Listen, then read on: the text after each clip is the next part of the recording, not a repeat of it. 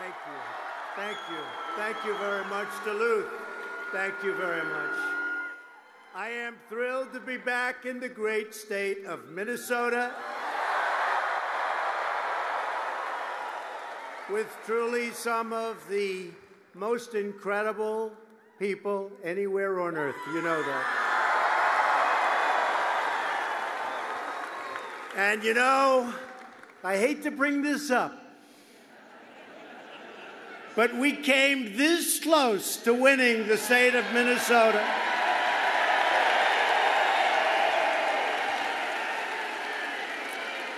And in 2.5 years, it's going to be really easy, I think. Really easy. It's been many, many decades since a Republican did that, and I thought I was going to do it. I needed one more visit, one more speech. That's why never give up. Never, ever give up. One more speech. Now, we're very proud of Minnesota. Let me also say, congratulations to the Bulldogs on winning the NCAA championship hockey tournament. Wow, that's a big deal. Right in this arena, this is where they play, right? Boy, I hear they're a great team. And how many are going to the NHL? How many? 2, 3? That's a lot. They're going to do it. Great team. Thank you. Great team. The Bulldogs. So we're honored to be joined tonight by many wonderful Republican leaders, including our incredible House Majority Leader, Kevin McCarthy. Kevin, come up, please. Where's Kevin? Where is he? Kevin. He sends a lot of money this way, I want to tell you. I also want to thank, and maybe just ask him to come up. We have all night long, right? Do we have time? All night. We're not going anywhere. Some great people. Congressman Sean Duffy. Great champion. Come up, Sean. Come up. Great champion. You know the whole thing, going up the trees and down the trees. #1 in the world for 4 or 5 years. Come here. With a great, great wife, by the way. Very talented. Tom Emmer, Congressman, loves this state.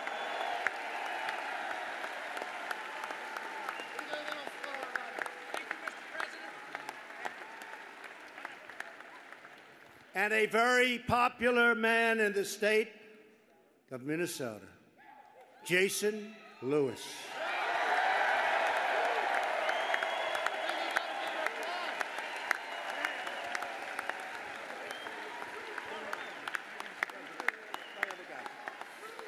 I also want to thank Lieutenant Governor Michelle Fischbach for being here. She has been so great. Got a big race coming along. It's going to do great. Along with State Senator Karin Housley. Karin, come on up here. Get him up here. Where are you? Stay there. It's too much of a deal. Good luck. Karin, good luck. Michelle, thank you. Also, a friend of mine and a man who's been incredible and a great supporter, Minnesota Senate Majority Leader Paul Gazelka. And Minnesota Republican Party Chair Jennifer Carnahan, who has been fantastic. Thank you.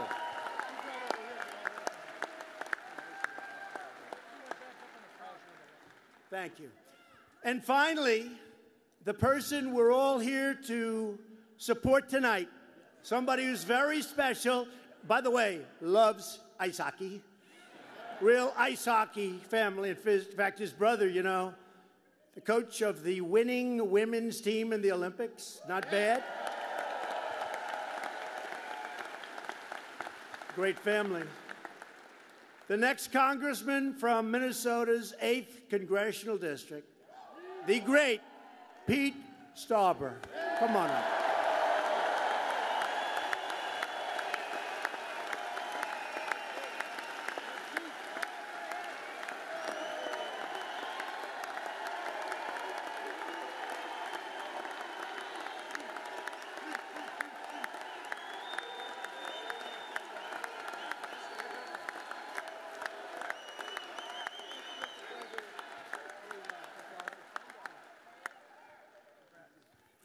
I'll tell you, is this a pretty good send-off for Pete? This is not bad, right? Hey, Pete, come here. Say a few words. He wasn't supposed to do this, but let's hear him, right? Come on, come on. Thank you, Mr. President. Welcome to the city of Duluth and the great state of Minnesota.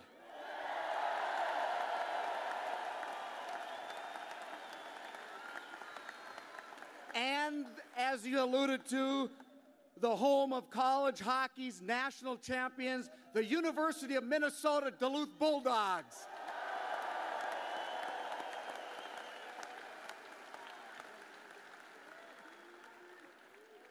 I'm Pete Stauber, and I'm running in Minnesota's 8th Congressional District because, like President Trump, I love this country. I love our freedoms. And I love our Constitution.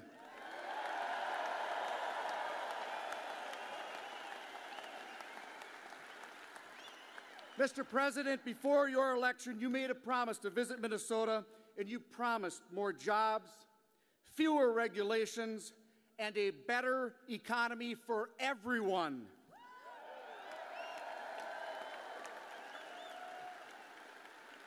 Now, jobs are up, unemployment numbers are at a historic low, small businesses and manufacturers are surging,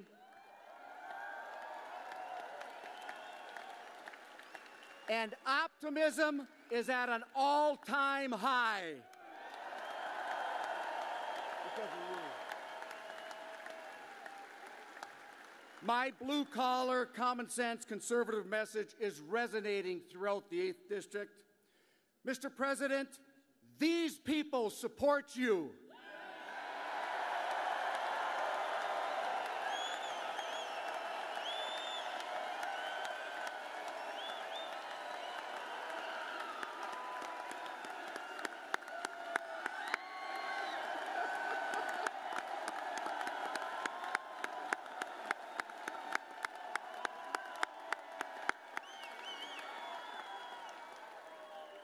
And Mr. President, these are the same people that are going to send me to Washington so together we can unleash the economic engine in northern Minnesota.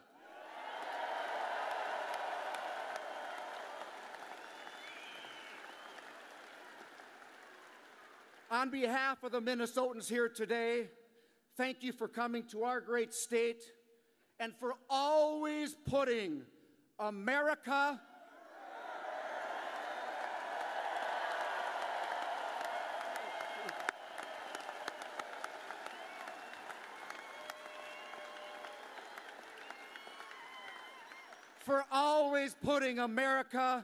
and the American worker first.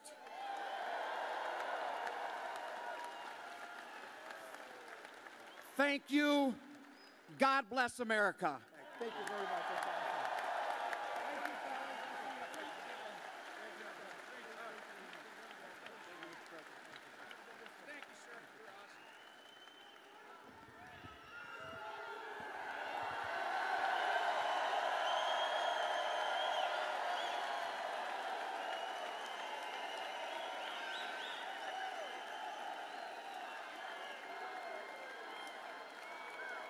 So I didn't know he was going to do that.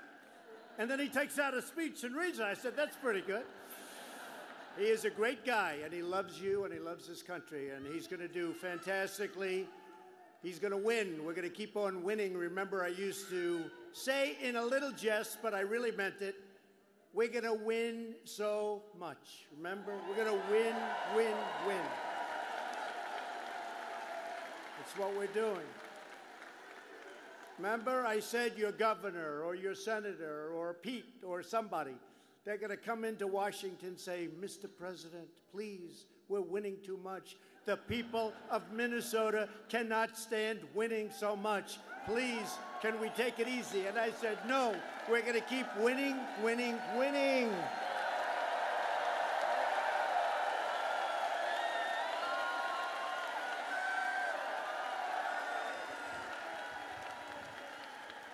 So we've created 3.4 million new jobs since Election Day.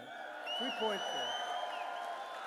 And I've said before, if I would have said that to you during the campaign, those very dishonest people back there, the fake news, very dishonest,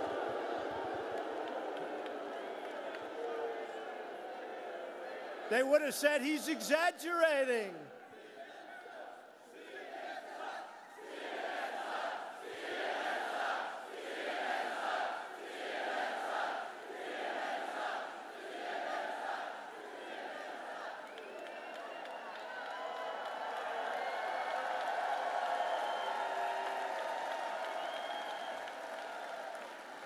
These are very dishonest people, many of them, and we have some fine people, too, doing that. But there's a lot of very dishonest people. For instance, I just got back, as you know, from Singapore, where I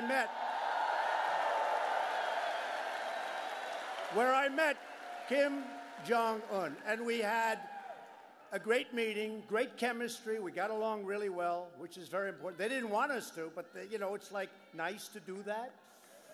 And very interestingly, at first everybody was amazed that we had the meeting. They couldn't believe it. The first 24 hours. They said, I can't believe it. You remember that a while ago? They said, they're going to meet.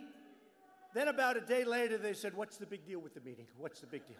In other words, their bosses said, you can't say that. But the beauty was this. So we had a meeting. It was an incredible success. And they said, the president gave away so much. He met with them. I said, what else? I met. What am I supposed to do? I had to meet, right? He met. Now, sentence one says, a total denuclearization of North Korea. That's what it says. We got back our hostages.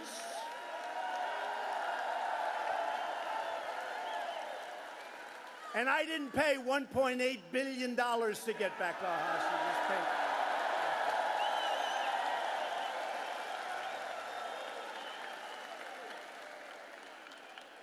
We got back our great fallen heroes, the remains. In fact, today already 200 have been sent back.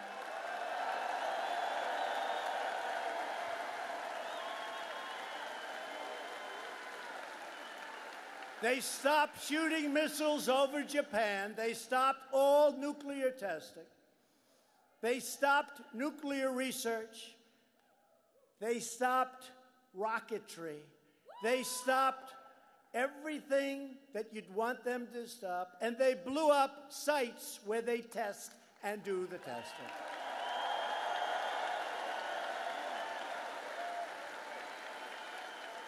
And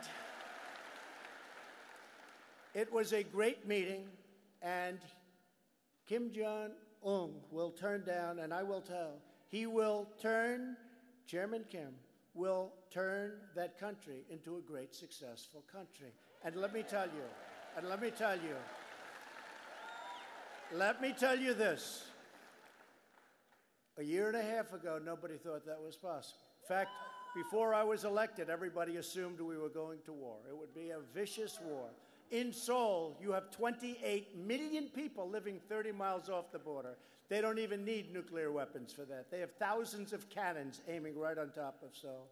You could have lost millions and millions of people. But I got along with Kim Jong-un. I got along.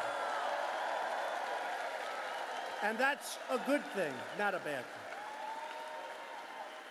And these people, you remember, I said, I can't believe it. He's given away so much. You know what I gave away? A meeting. That was a meeting. And the fact that we do get along means we're safe. I'm not saying things can't happen. Things go wrong. Mistakes are made. Relationships get broken. But right now, you are so safe, and such a great event took place, and all over Asia.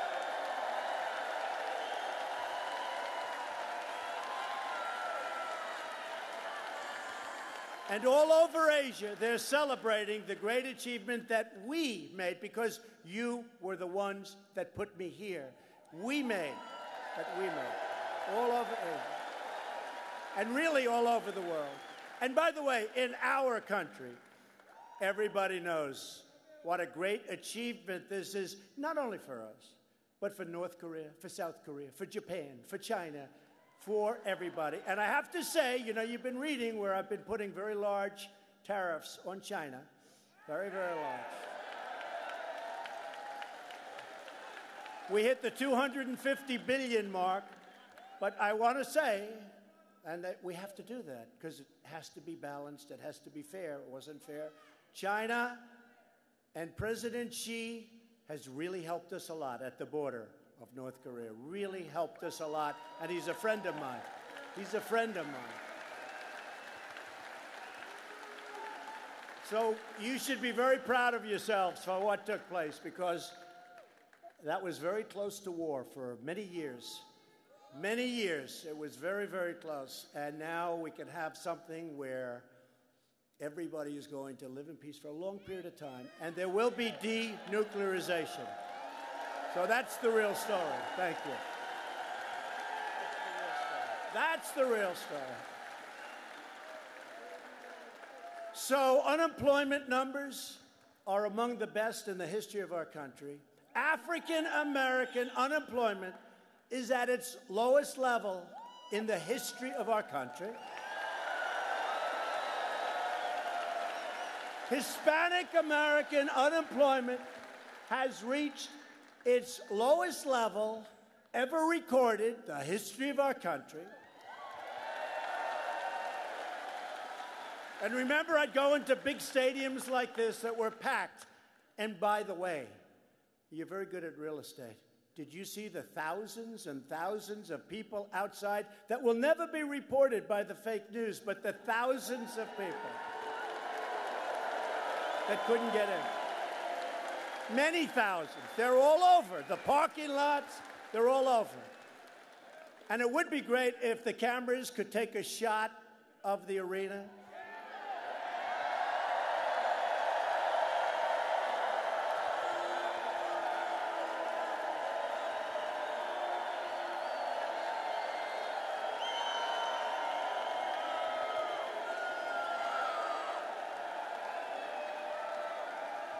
So usually they don't do it. And I usually go home and my wife would say, how was the crowd? Although honestly, when you have many thousands of people like we have tonight, you know, I was at an event 3 weeks ago where a person from the New York Times said there was only 1,000 people. And the people, the many thousands that were there, protested. I didn't even have to do it. And they wrote a slight correction. They were off by many thousands of people. That's the way it is. It's fake news, I'm telling you. So fake. But usually they don't show the arena. They just show my face. So people would say, did you have many people there? Didn't you see? No, they've only showed your face. And we all have ego, but I don't want to show my face. I want to show the crowds. It's much prettier.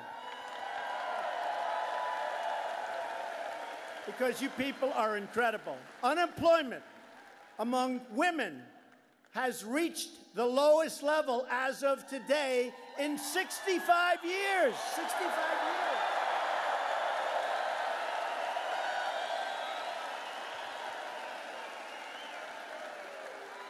And most importantly of all, America is respected again. We're respected. We're fighting to protect American iron, aluminum, and steel, and to protect our incredible and very brave miners.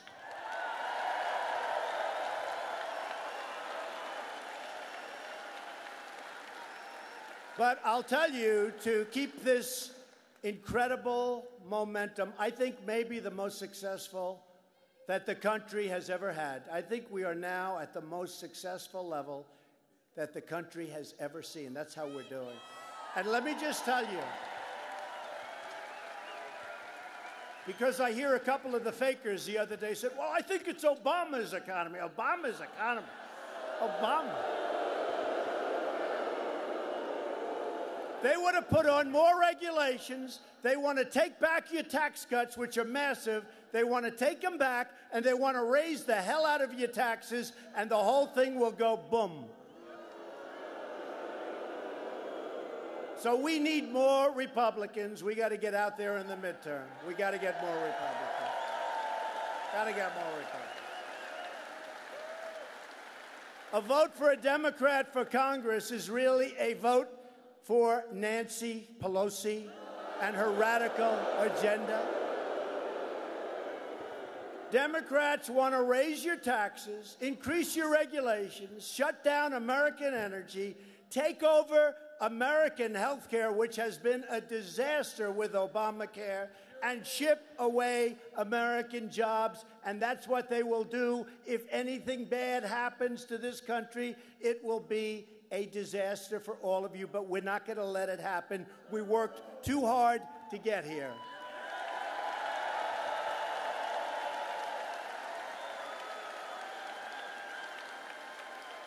And the greatest phrase, I think, in the history of politics is on all of those red and white hats that I see out there, make America great again, and that's exactly what we're doing.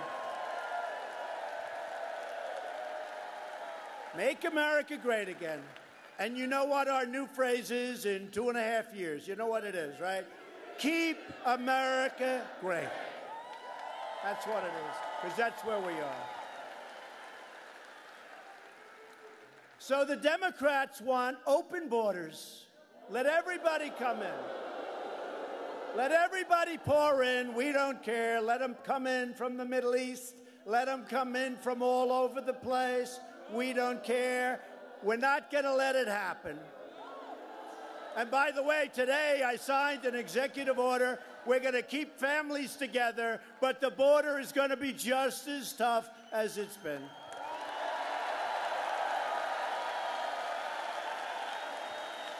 Democrats don't care about the impact of uncontrolled migration on your communities, your schools, your hospitals, your jobs, or your safety. Democrats put illegal immigrants before they put American citizens. What the hell is going on? Illegal immigration costs our country hundreds of billions of dollars. So imagine if we could spend that money to help bring opportunity to our inner cities and our rural communities and our roads and our highways and our schools.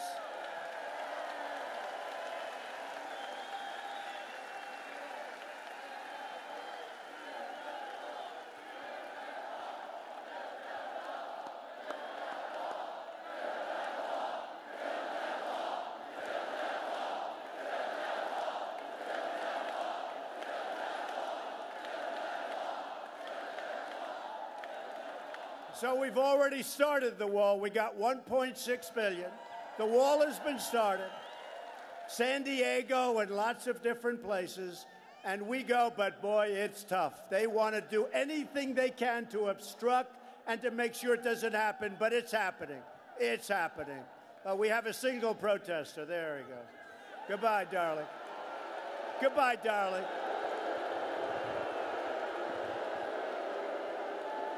So we have a single protester.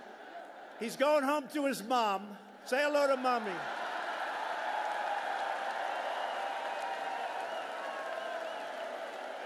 And tomorrow, the fake news will say tomorrow, massive protests at the Trump rally. One person. Massive protests. Ay, ay, ay.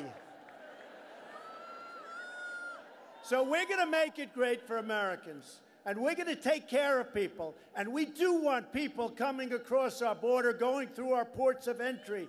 But we want people to come in through merit, not just through luck or happenstance. We want them to come in through merit. And we need people. Because we have so many companies now, and you know very well in Minnesota what's happening. They just gave me a run-through. What's happening in Minnesota is incredible. But we have so many companies moving back into our country. We need people to help, but we want them to come in through the merit system, not a system where we get MS-13 and everybody else that other countries don't want. And the Democrats' open border policies have also allowed MS-13 to break into our country and drugs to pour into our streets, and we're stopping it. We have taken out of our country, and actually, can you believe I have to say this? We have liberated towns, liberated, like it was captured by a foreign country. We have liberated towns out in Long Island. MS-13, gangs, we have taken them out of our country by the thousands.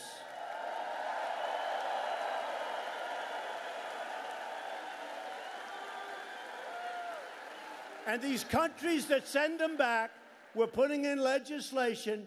We're not giving them any more aid when they send people up. Remember the original speech, right? My original speech.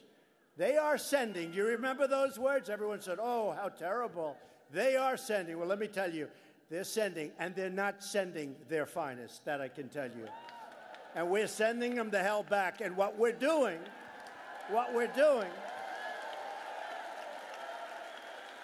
we give hundreds of millions of dollars of aid to countries. We have a horrible deal, as an example, with NAFTA and Mexico. Horrible deal. They make over $100 billion on that horrible trade deal where factories were emptied, so many bad things have happened, and we're going to make it a part of NAFTA because you have to mark up thousands of miles coming through Mexico. You come up thousands of miles coming through Mexico, and we're going to stop it.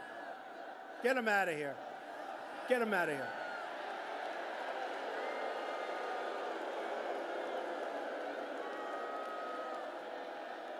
Go home to your mom, darling. Go home.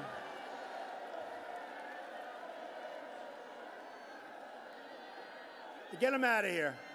Out.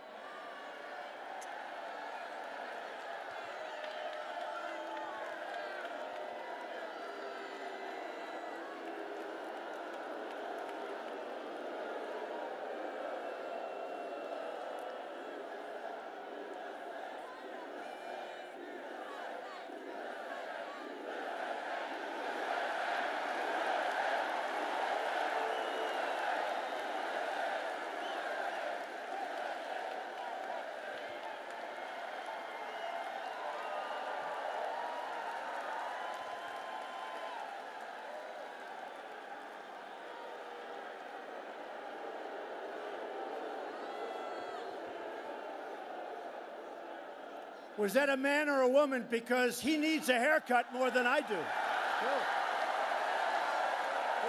Couldn't tell.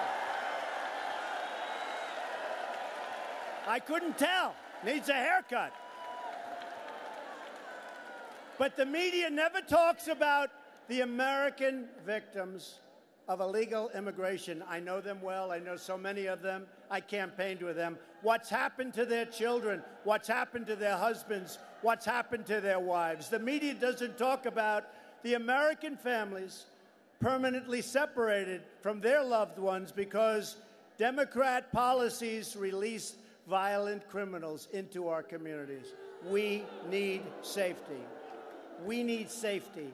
They don't bring cameras to interview the angel moms whose children were killed by criminal aliens who should have never been here in the first place, not even close.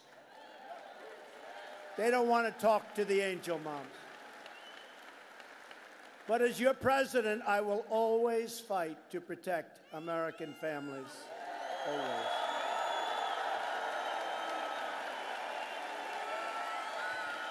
I will always fight for an immigration system that defends our borders and takes care of our sovereignty as a nation. I will never sacrifice the safety and security of the American people. And I will never be silent in the face of vicious smears and attacks and the heroic agents and officers of ICE and the Border Patrol who save millions. Just the job they do saved thousands and thousands of lives, and are so brave and are so tough. If you want to create a humane, lawful system of immigration, then you need to retire the Democrats and elect Republicans to finally secure our borders.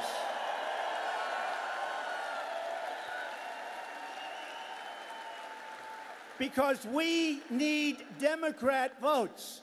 We have a majority of 1 in the Senate. We need Democrat votes in the Senate. We need additional votes in the House. We will have the greatest borders, the greatest walls. We've already started, but it's a lot tougher than it needs to be. We need Republicans to get out and put Republicans in. In case you don't know, in the Senate, we need, unfortunately, 60 votes. We have 51 votes. We need Democrats. They will do anything to obstruct, anything to make it as uncomfortable as possible, because they think it's good politics. I actually think it's bad politics. We will see very soon.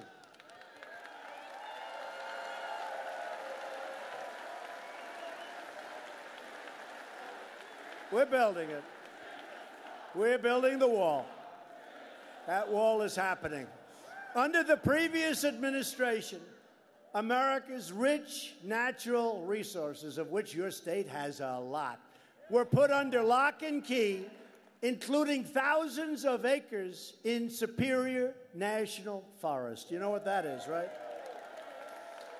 Tonight, I'm proudly announcing that we will soon be taking the first steps to rescind the federal withdrawal in Superior National Forest and restore mineral exploration for our amazing people and miners and workers, and for the people of Minnesota, one of the great natural reserves of the world. And we'll do it carefully. And maybe, if it doesn't pass muster, we won't do it at all. But it is going to happen, I will tell you. It's going to happen, and it's happening fast. We've already taken it, as you know, a long way down the road. And it's going to make things better. It's going to make it, from an environmental standpoint, better.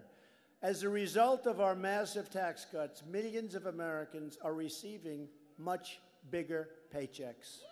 Much bigger. We've eliminated record numbers of job-killing regulations. By the way, so a few days ago, it was 500 days. So now it's like 511. In 500 days, we've cut more regulations than any president in the history of our country, whether it's 4 years, 8 years, or in 1 year. In one case, 16 years, we've cut more regulations in 500 days than any president. Even our 16-year president. We've opened up energy exploration in Anwar, in Alaska. They've been trying to do that from before the days of Ronald Reagan. Couldn't get it done. We repealed the core of Obamacare. The individual mandate is gone. So unpopular.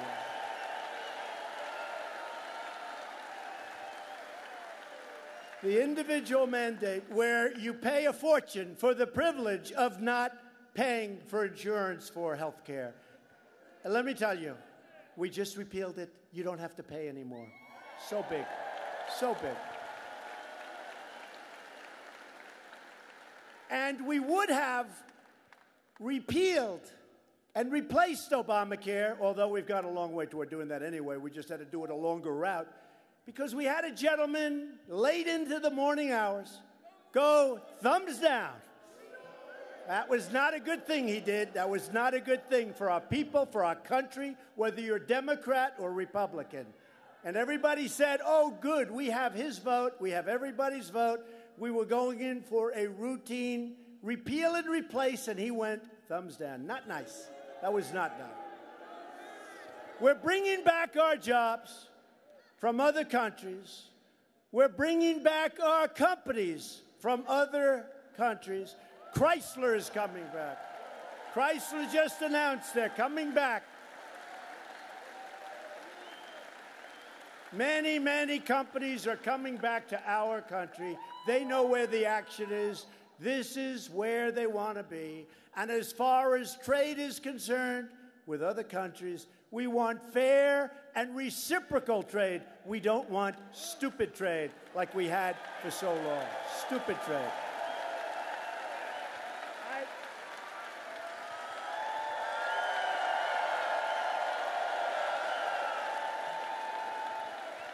Remember the word reciprocal. Remember the word reciprocal.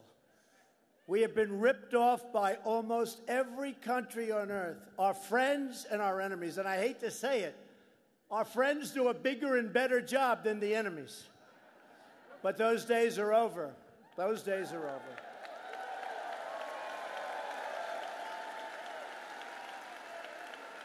And even before we finish off with the trade deals, and we will finish off with the trade deals, people don't realize we have the cards. Because we're the piggy bank that everybody was robbing for 30 years. We're like the piggy bank. Let's go get some more.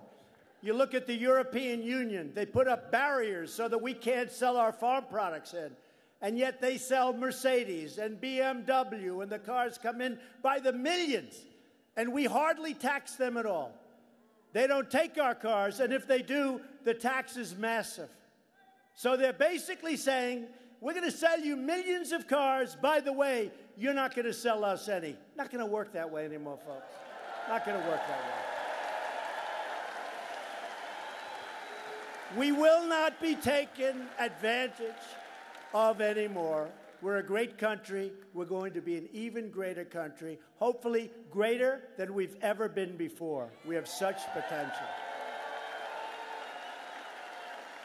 We just secured a record $700 billion in funding to rebuild our military, which was in very sad shape.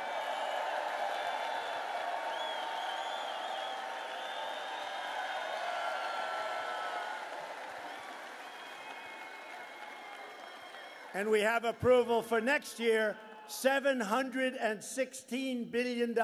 We're ordering new planes. We make the best in the world. We're ordering new ships. We're ordering new military equipment. And we even gave our great warriors a raise. Gave them a raise. For the veterans, we passed the largest VA reforms in half a century, a landmark VA accountability law. You know what that is? You couldn't fire anybody that worked in the VA. They were sadistic in some cases. They were lazy. They were this. There were lots of different things. You could never fire anybody because the accountability, you could forget it. So we passed a bill that they've been trying to pass for almost 40 years. It's called VA accountability, where now you bring the person into the office and you say, Jim, I'm sorry to tell you, you're fired. Get out of here. Boom.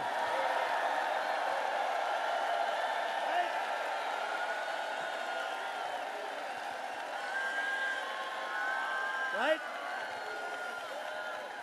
And even more important, and I didn't think I'd be saying this so soon because I would campaign on this. I used to go out during the campaigns, and you know, because I was in Minnesota a lot, but obviously one more trip, that won't happen again.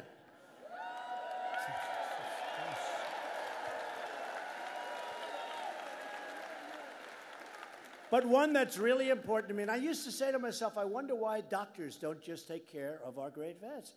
We just passed Veterans' Choice legislation, passed, signed. That gives our veterans the care they deserve, the care they earn. Now look, so our veterans were waiting online for 9 days, for 12 days, for 3 weeks. Some went online with a minor problem. They ended up having a terminal disease.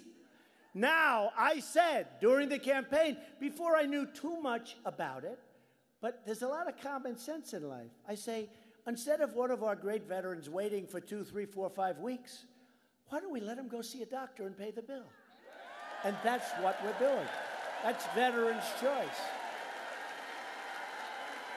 That's veterans' choice. And you know, when I went to people, I thought, oh, I think I'm such a genius, okay. I thought this was like the greatest idea. But I went to the vet groups, I went to every, yeah, we've been trying to get that passed, sir, for 30 years. Okay? I didn't know that. But what I did know is I knew how to get it passed, and we got it passed. 2 weeks ago. And by the way, we passed another one. It's called Right to Try. Do you know what Right to Try is? Very proud of it. Right to Try. These are people that are terminally ill. It's sad. They travel all over the world if they have the money. If they don't know what to do. If we have drugs that haven't been approved yet but are showing tremendous promise, it didn't matter. It didn't matter how sick you were, where you were, you couldn't get it. And the reason was they didn't want to do anything that's going to hurt you. You're not going to be around for 5 weeks. In 5 weeks, I kept saying, why can't we do something? If people had the money, they'd travel to Africa, to Asia, to Europe, trying to find the cure. It was called hope. They wanted hope, and they couldn't get it. I said, it's ridiculous. I got involved, and this is also like Veterans' Choice. For many years, people have tried to pass it. And Kevin was a great help, I have to tell you. Kevin McCarthy, who just left the stage, was a great help. So were your congressmen, a great help. And we got Right to Try passed, and 4 weeks ago, I signed final legislation, and we're very proud. And many people are going to be saved. Many, many people are going to be saved. And you'd think it would be easy, but it wasn't. Between the insurance companies and the healthcare companies and the pharmaceutical companies.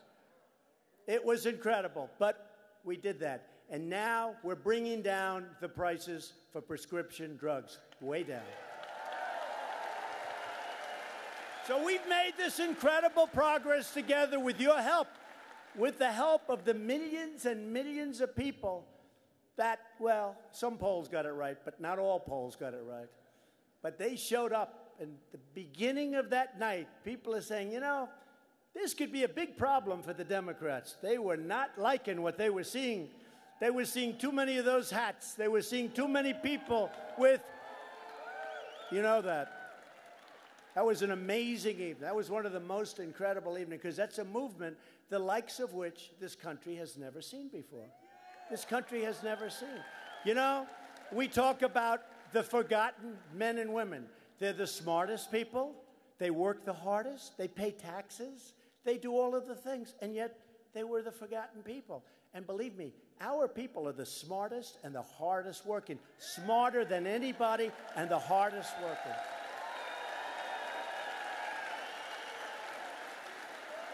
You know, a little thing I was talking about today. You ever notice they always call the other side, and they do this up, the elite. The elite. Why are they elite? I have a much better apartment than they do.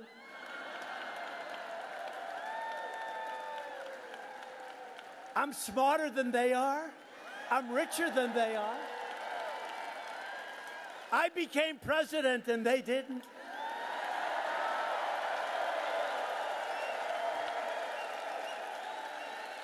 And I'm representing the greatest, smartest, most loyal, best people on earth. The deplorables, remember that? The deplorables.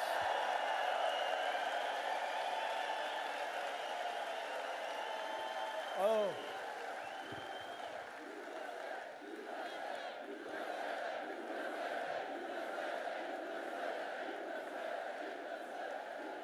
You know, I was watching when Crooked Hillary made, and by the way, hey, excuse me, have you been watching what's been going on with the Inspector General's report?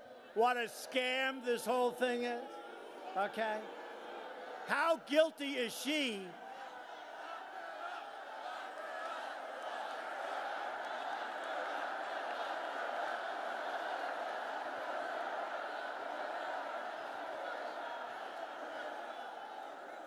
with Peter Strzok and his lover, Lisa Page.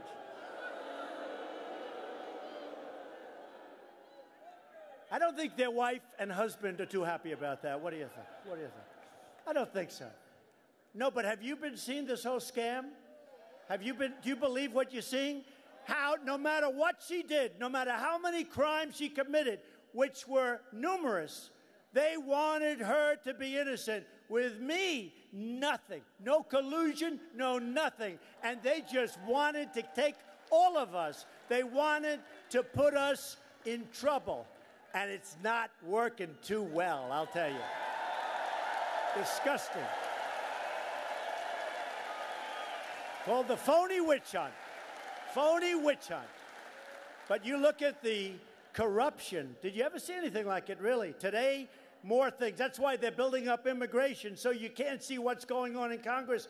They're building up immigration. They don't want to show what's happening in Congress where this whole scam has been revealed. So they want to stay on immigration where Obama had bigger problems than anybody, where Bush had problems, where they want to stay on immigration because they don't want to go into the halls of Congress, which has totally revealed the Russian scam that's going on.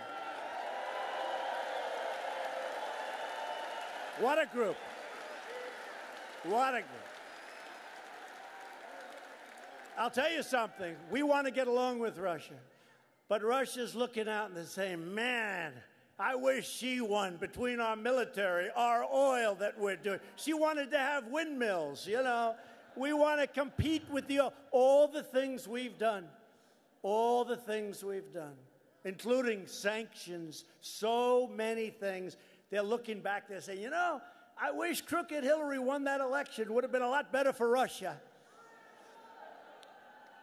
So what we want to do is we want to elect more Republicans so that we can deliver on all of the things I'm talking about. And I'll be honest with you, we're going to deliver anyway. We're going to really deliver anyway.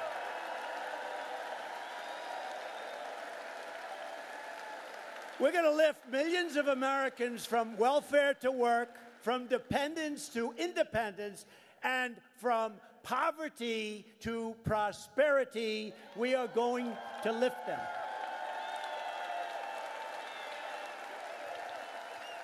You know, one of the greatest things about all the jobs we've created, to me the greatest, is that people now don't get stuck in one job and they hate it. They don't want to get up in the morning. They have many, many options. They can go out.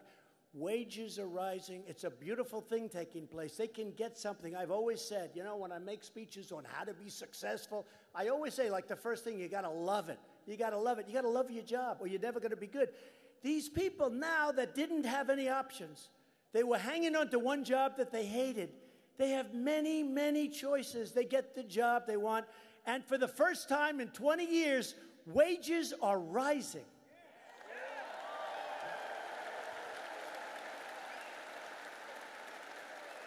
We're going to build new airports, and we're going to build railways and highways and waterways all across this magnificent land.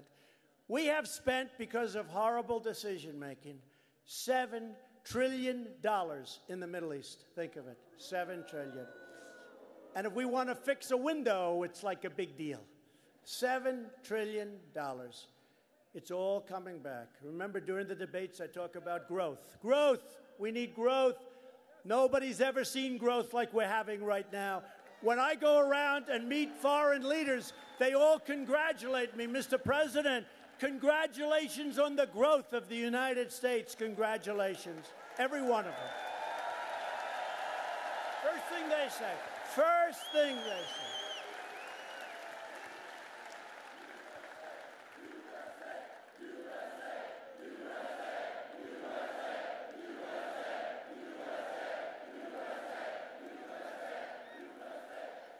By the way, is there anything more fun than a Trump rally? Is there? Seriously?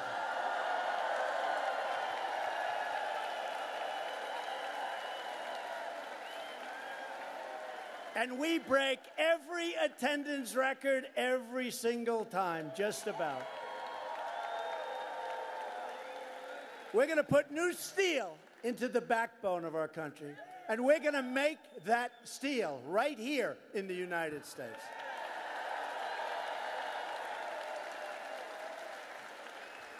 We're going to breathe new hope into our communities, and our workers are already so proud again. We will do it all with American hands, an American heart, and American pride. And everything we do, we will stand up for our citizens. We will fight for our country. We'll stand up for America. And we're going to stand up for the great state of Minnesota. And you're seeing that.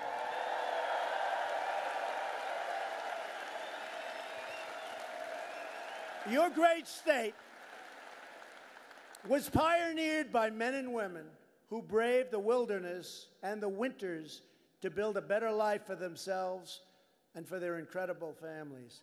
They were really tough, and they were really smart and strong. They didn't have a lot of money. They didn't have a lot of luxury, but they had grit, and they had faith, and they had courage, and they had each other, right? They were miners and ministers and fishermen and farmers and shipbuilders and shopkeepers. But they all had one thing in common. They loved their families, they loved their country, and they loved their God.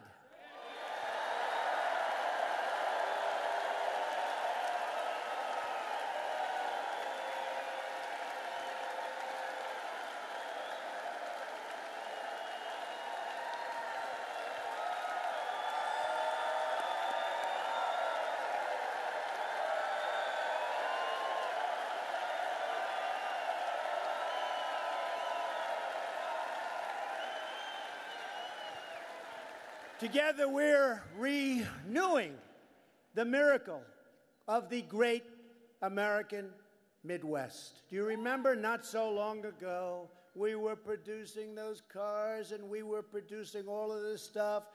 And since then, so many companies went to Mexico and went to other places. As I said before, they are coming back, and they're coming back faster than anybody could ever believe. We're standing on the shoulders of great American patriots who put down the railroads, built up the highways, and dug out the most amazing Panama Canal, losing thousands of lives in doing it. They crossed the oceans, trekked the desert, scaled the mountains, created the most incredible republic the world has ever seen. And you know what? Our republic today is prouder and greater than it ever was before.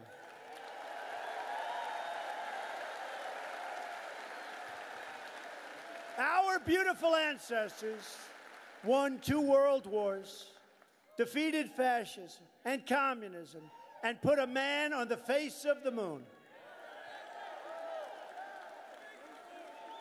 And I think you saw the other day, we're reopening NASA.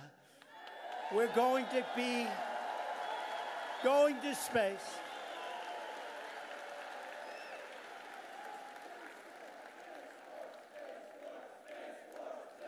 Space Force. Space Force. So we have the Army, the Navy, the Air Force, the Marines, the Coast Guard. But we have the Air Force. Now we're going to have the Space Force, because it's a whole... We need it. We need it. As long as we are proud of who we are and what we are fighting for, we will never, ever fail. There is no place like our place. There is no place. With your help and with your voice and with your vote, the Republicans will win and keep on winning. We will keep on winning. We have great people. And Pete is a great guy. You got to get him a victory. Great guy. Got to get Pete a victory. You got to get him a victory. We need him. We will achieve victory for our magnificent country and our magnificent land, the land that we love, because we are Americans and our hearts bleed red, white, and blue.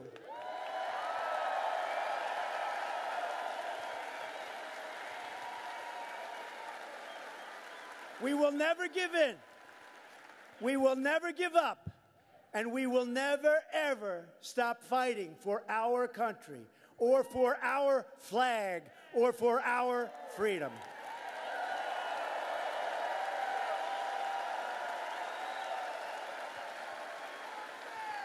We are one people, one family, and one glorious nation under God. And together, we will make America wealthy again. We will make America strong again. We will make America safe again. And we will make America great again. Thank you. Thank you. Thank you, Minnesota. Thank you, Minnesota.